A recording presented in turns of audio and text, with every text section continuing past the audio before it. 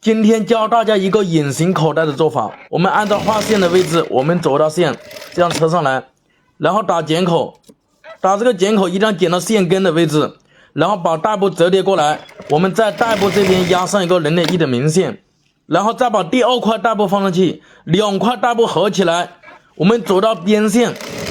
如果你是服装新手，可以看这个方法，希望能帮到你。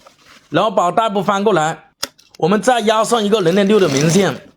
如果你喜欢我的视频，可以点波关注，方便以后你想看的时候随时可以找到我。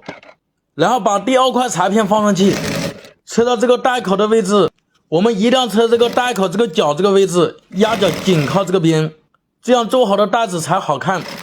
做好之后，我们给大家看这个效果，这样就完成了。你学会了吗？